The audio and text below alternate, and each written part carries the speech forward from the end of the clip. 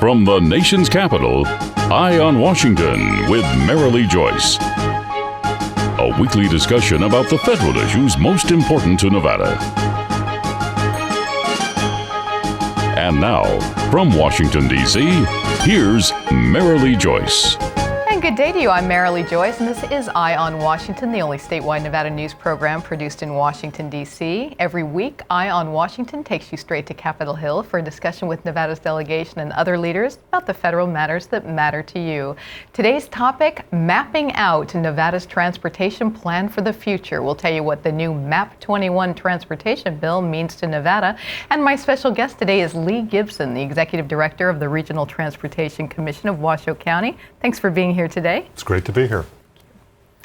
When it comes to Nevada transportation infrastructure, needs certainly outpace maintenance. Years of extraordinary growth have resulted in an infrastructure stretched to the limit. And today on Eye on Washington, we'll tell you about the new highway bill and what it means for Nevada motorists. We'll tell you about some major transportation projects in my guest Washoe County and why he says it's urgent they get done. And we'll tell you about the economic importance of the highway bill and how improving and expanding infrastructure could lead to desperately needed jobs.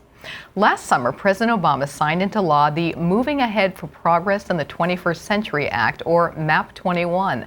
MAP 21 invests more than $105 billion in surface transportation programs and is the first long-term highway authorization act to be enacted since 2005. It was designed to address the many challenges facing the U.S. transportation system. These challenges include improving safety, maintaining infrastructure conditions, reducing traffic congestion, improving efficiency of the system and freight movement, protecting the environment, and reducing delays in project delivery. Most of the bill's provisions take effect this year and next year. And my guest, Mr. Gibson, says MAP 21 funds couldn't come fast enough. He has several urgent projects, urgent for safety, maintenance, and job creation purposes. Well, Mr. Gibson, first of all, welcome to Eye on Washington. Wonderful to have you on the show. We're going to have a lot to get to today, and we're going to talk about some big projects in the work to help the Washoe County residents a little later in the show. But first, I want to start with this. How serious is the infrastructure situation in Nevada generally and in Washoe County in particular? Well, I think the infrastructure situation throughout our entire state is a challenge. We have come off of what has, at least for my 22 years in the state, in both the north and the south, extraordinary growth. And in all corners of our state, I believe we still are behind in our infrastructure. I see it every day in the Reno-Sparks area. It's symptomatic in southern Nevada, and in the rural areas with the mining boom going on, we know that there's some significant challenges there. MAP 21 is a legislative opportunity for us to tap into the federal funds that we all contribute to every time we pull into the pump and put gasoline into our vehicles. And we want to make sure, at least from my boss's perspectives at the Washoe County, I want to bring that back home so we can do the important projects that will create not only short-term jobs for the construction industry, but create locational advantages for our other industries to continue to grow and prosper and help build Nevada a new economy. And that is so important. You know, I saw a comment from Senator Reed regarding highway improvement needs. It said that poor road conditions cost Nevadans $212 million per year in additional car maintenance and operating costs. That's absolutely true. And I'll give you maybe a more personal viewpoint of that. One of our key programs in Reno and Sparks and Washoe RTC is to design streets for all users. We're especially cognizant of the safety challenges that pedestrians face, that bicyclists faced, and that motorists faced. And what we find when we design roads that serve all of these needs, guess what happens? Safety improves and insurance rates drop. And when insurance rates drop, that's a savings that goes directly back to the citizens of Nevada. And that's a great way for our federal tax dollars and our local tax dollars to be leveraged to save people money at home. And that's money that can be used for savings, for education, or you know what, just having a good time. Can't argue with that. Speaking of dollars, let's talk about MAP 21. How did Nevada do in the funding? What's the state share of that $105 billion? The state share is about $350 million over the 2 years. And that's going to mean we're going to be able to support around 4,000 jobs each year. And that's important. Those are construction jobs. And those are important jobs, skilled jobs, crane operators, or one that jumps to my mind as we build bridges. But more importantly, I think we need to remember We build locational advantages for our resort operators. We build new opportunities for in Northern Nevada for the freight companies to move goods through Reno more efficiently. And that helps create long-term permanent jobs. So those are the real things I focus on when I look at how we're going to implement MAP 21. You know, I mentioned the goals of the highway bill, the many challenges it does seek to address. What would you say, Mr. Gibson, is the biggest transportation problem facing Nevada, if you had to choose kind of a top problem? I think our top challenge is we've still got a backlog of projects that have to be delivered, and anytime we see legislation, when we look for those opportunities in the legislation to speed things up. MAP 21 delivered some changes in law that will help us buy right-of-way faster, and that means we can get through the property acquisition phase more effectively, and at the same time, that means we can put people to work sooner on projects. Okay, and when we return, the impact of infrastructure projects on Nevada and the economy, and that's next. You're watching Eye on Washington with Marilee Joyce, brought to you by the National Mining Association, Caesars Entertainment, NV Energy, the Las Vegas Convention and Visitors Authority, Western Lithium Corporation, the Nevada Mining Association, the Regional Transportation Commission of Washoe County, and Skyline Restaurant and Casino. America's minerals have made us a nation of self-reliant dreamers, shaping our world and the endless ways we enjoy it. But red tape often forces us to import more than half the minerals we depend on. Minerals we already have. We don't import our dreams. Shouldn't that go for our minerals too? The National Mining Association. Learn more at nma.org. Eye on Washington with Marilee Joyce is Nevada's top source of federal news on television and on radio. But if you want even more Nevada-focused news from Washington, you need to subscribe to our Nevada's Washington Watch newsletter. Nevada's Washington Watch is the only publication that links Nevadans to Capitol Hill. Like our Eye on Washington program, Nevada's Washington Watch keeps you in the know on all the top federal issues that impact you, your family, and your business. Subscribe today at joycecommunications.com. That's joycecommunications.com. All of us at Caesars Entertainment have something we want to say. Play responsibly. Play responsibly. We don't want you to gamble if you've had too much to drink. You shouldn't gamble if you're lonely or depressed. And if you're under 21, you're not allowed to play. No. No matter which of our casinos you come to, our message is always the same. Play responsibly. Play responsibly. Play responsibly. We know you're coming to our casinos to have a good time, and we always want you to leave feeling like you did. What is HOPE? It's a community's commitment to stopping violence against women and children. The Shade Tree Shelter continues to keep its doors and hearts open 24 hours a day to offer help, healing, and hope to women and families in crisis. For more information, call 385-0072 or visit www.shadetree.org. Together, we can make a difference. Together, we can help save lives. Welcome back to Eye on Washington, our discussion of the critical importance of focusing on improving Nevada's transportation infrastructure. My guest today is Lee Gibson, the Executive Director of the Regional Transportation Commission of Washoe County. Did you know that every billion spent on transportation infrastructure projects means 30,000 new jobs? Those are jobs still desperately needed in Nevada, which remains tops for unemployment. And beyond the huge importance of boosting the economy, there's the impact of infrastructure on Nevada and the national economy. The American Society for Civil Engineers is tasked with tallying up the cost of decaying surface transportation infrastructure, from potholes to rusting bridges to those buses that never come. Last summer, the engineers released a report stating that the cost of failing to invest more in the nation's roads and bridges would total $3 trillion in lost GDP growth by 2020. And they say 877,000 jobs would be lost. The report found that deficient and deteriorating surface transportation cost U.S. $130 billion in 2010. Now, everyone watching or listening to this statewide show knows that after extraordinary growth, Nevada's transportation infrastructure is in serious need of repair and expansion. The recession has meant reduced revenues for Nevada's roads, airports, and rail lines, and all this affects Nevada's top industry, tourism. Millions of visitors travel to Nevada every year using the state's transportation infrastructure. The industry would, of course, benefit from investments in infrastructure and, in turn, would create the jobs that Nevada so desperately needs. And Mr. Gibson, the U.S. Bureau of Labor Statistics reports, I have this here, that total tourism-related employment was $7.6 million last year. By 2022, the industry is expected to account for 328 million jobs. That's 1 in every 10 on the planet.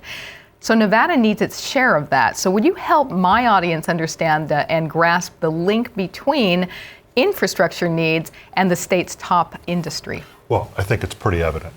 Whether you are on Virginia Street in Reno or the Strip in Las Vegas, the ability to move the tourist from airports or from interstates to their hotels and then moving them to the attractions is the key challenge we face.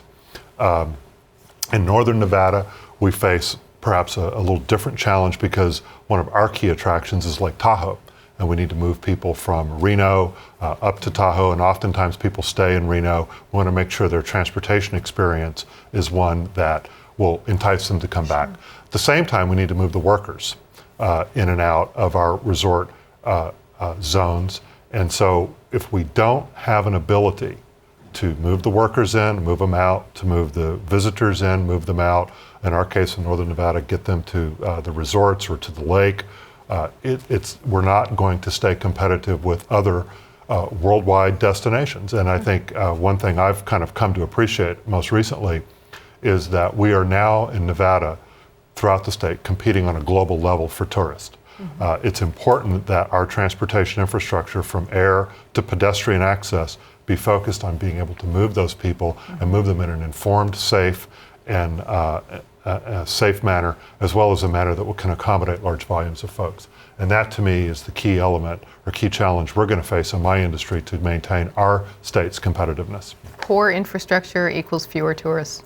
Poor infrastructure equals tourists who compare their destinations that they're looking at to go to, and they say, I don't want to go there because I can't walk, I can't run a car, drive it safely, I don't feel comfortable there. That's the challenge we face. You know, that Army Corps of Engineer report, it specifically mentioned 3 states, including Nevada, that would benefit job-wise from investment in infrastructure. And you've said before that there is definitely a nexus between transportation and economic development.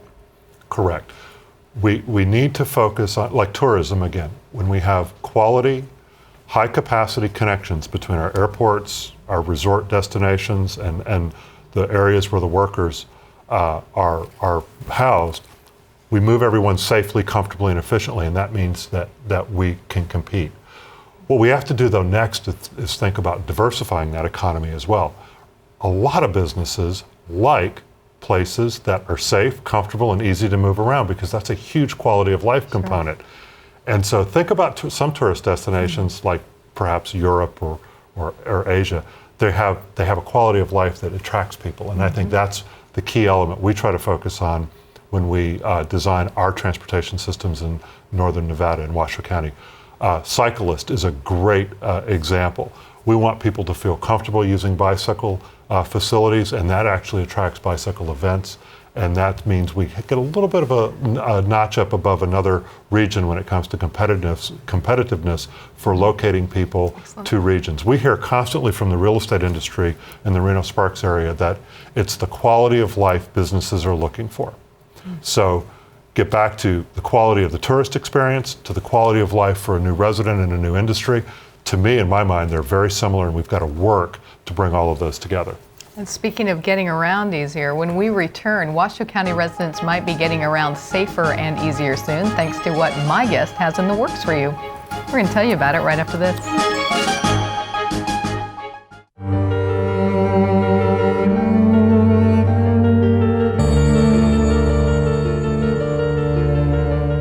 Every day, thousands of people in northern Nevada don't get enough to eat. 1 out of 5 children in northern Nevada go to bed hungry every night.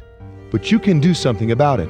Catholic Community Services of Northern Nevada has been providing help and creating hope in our community for more than 65 years. By donating food, time, or money, you can make a difference in a hungry person's life. When you make your generous donation to St. Vincent's Dining Room and St. Vincent's Food Pantry, you're helping to fight the scourge of hunger in Northern Nevada. In these tough economic times, now more than ever, we need to help those less fortunate. To find out how you can donate to St. Vincent's Dining Room and St. Vincent's Food Pantry, call, click, or stop by, and together we can end hunger in Northern Nevada.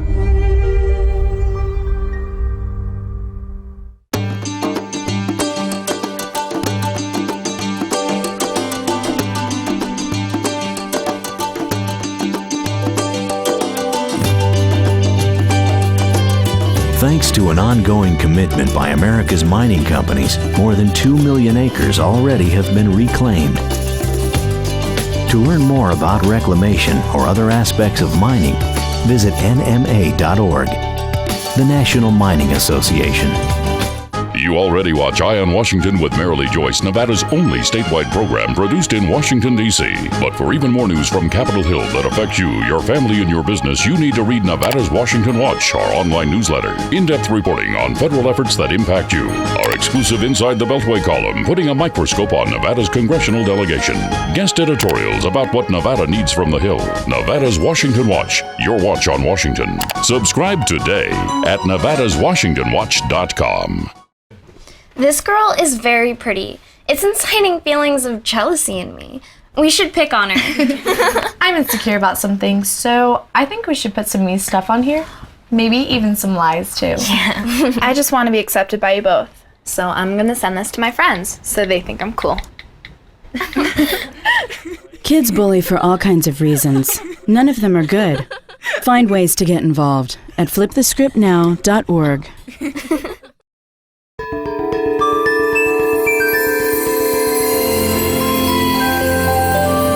How will new energy technology make our lives better?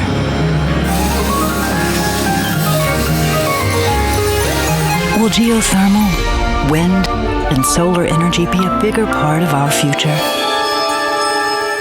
Yes. And soon it will all be in our backyard. Learn more at nvenergy.com. Welcome back to Eye on Washington, our discussion of Nevada's transportation infrastructure and what's being done on the Hill and in the state to improve things. We've been visiting with someone who knows a lot about what's happening there. That's Lee Gibson, the Executive Director of the Regional Transportation Commission of Washoe County. Well, that meter is ticking. One study I saw said Nevadans lose between 14 and 42 cents for every minute they are stuck on the state's congested roads and highways. Well, my guest says the RTC of Washoe County has a lot of current projects aimed at making your commute both more convenient and more safe. So let's look at this segment at just a few of the Commission's many efforts to improve the county's roadways. The Southeast Connector will be a 6-lane arterial roadway. My guest says there is great need for this north-south roadway connecting the southern and eastern parts of the Truckee Meadows, and it's been planned for more than 35 years. Then there's the Pyramid Corridor. It's aimed at improving mobility for Spark, Spanish Springs, Sun Valley, and the North Valleys. And the Moana Lane Widening Project, which includes widening part of Moana Lane from 4 to 6 lanes. The purpose being to reduce existing congestion, increase safety, and provide future capacity for this important resort corridor that connects I-580 to Virginia Street. One more for you. The Commission has a master plan to support walking and bicycling through an integrated system of bicycle, pedestrian, and other non-motorized facilities to provide access to schools, jobs, shopping, parks, and more. And Mr. Gibson, this is only a 30-minute show, so I couldn't get into all you're working on for the Washoe County residents, but I did want to highlight some of the biggies. As we go into the new year, what are the Moana Lane widening, the Pyramid Corridor, Southeast Connector projects, et cetera? What are they going to mean to the commute for the average Washoe County resident or motorist? Moana Lane's a great example. Moana Lane means access to 395 for both visitors and workers in the resort corridor. Significant travel time savings. They'll be able to get to the Peppermill, to the Atlantis, to the Convention Center much easier when they're coming from their homes in Spanish Springs or in the south. So that project alone is going to save tremendous amount of travel time. The new interchange at Meadowood Mall, which is now open, is also going to allow people to get to the office buildings, the retail centers all along there much, much faster. I think it's important, though, to recognize our federal priorities going forward and the safety issue. The Pyramid-McCarran intersection you mentioned is one in which it's one of the most dangerous, it's one of the most challenging intersections in the state. Its backups are for almost a mile for left turns onto northbound Pyramid Highway. One of my commissioners actually told me they were stuck in a traffic jam created by an accident that kept them trapped in traffic for 2 hours. We've got to fix some of these key bottlenecks in our region, and we've got to do it soon so that we can get traffic moving. That's freight that gets stuck, that's workers that get stuck, it's time away from families, and it's time that people lose doing education. We've got to fix those problems. The Pyramid 395 connector you mentioned, there's another one where, again, because Sparks is so dense, we have really no way of widening McCarran Boulevard in the northern part of the area. We have no way of really widening effectively I-80. The Pyramid connector, the 395 connector, will give us an alternative east-west parallel road to connect into 395 and get people either to jobs in the north or back in the downtown area. So all of these projects, and I should mention this too, these projects are federal projects. That's part of why I'm in Washington. We need to make sure that we can work the regulatory system effectively, that we can work the funding systems and bring the dollars back to Nevada so that we can build these projects effectively and get the benefits sooner as opposed to later. We're almost out of time for this segment, but I don't want to not give those bicyclists a chance to hear from you about the master plan for bicyclists and pedestrians. We just finished a master plan for bicycle and pedestrian facilities. It's really I can't ever think of in my planning career a better document that I've seen. This lays out how we're going to build bicycle and pedestrian facilities on existing streets. It maps a strategy to get all of our streets in compliance with the Americans with Disabilities Act, but it also gets to the safety issue. Whenever we have quality facilities for the cyclist and for the pedestrian and for the automobile and for the bus, we're all safer. And when we're safe, we get to our destinations and we can engage in the activities that we prefer as opposed to maybe, driving. So that's what it's all about. Okay, when we return, just what is a regional transportation commission and why should Nevadans care that such commissions exist in the state? That's next. All of us at Caesars Entertainment have something we want to say. Play responsibly. Play responsibly. We don't want you to gamble if you've had too much to drink. You shouldn't gamble if you're lonely or depressed. And if you're under 21, you're not allowed to play. No. No matter which of our casinos you come to, our message is always the same. Play responsibly. Play responsibly. Play responsibly.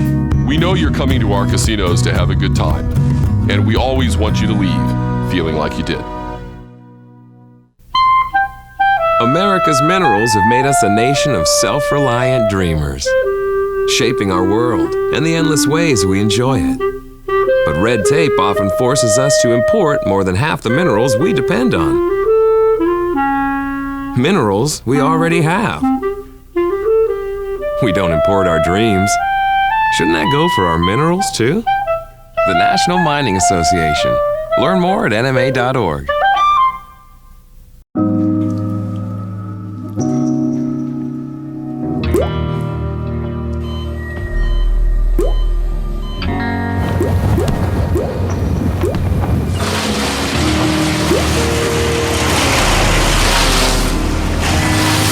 There are a million places you'd never consider texting. So why would you do it while driving? Leave risky driving to the professionals. Stop the texts, and together we can stop the wrecks. You already watch Eye on Washington with Marilee Joyce, Nevada's only statewide program produced in Washington, D.C. But for even more news from Capitol Hill that affects you, your family, and your business, you need to read Nevada's Washington Watch, our online newsletter. In-depth reporting on federal efforts that impact you. Our exclusive Inside the Beltway column, putting a microscope on Nevada's congressional delegation. Guest editorials about what Nevada needs from the Hill. Nevada's Washington Watch, your watch on Washington. Subscribe today at nevadaswashingtonwatch.com.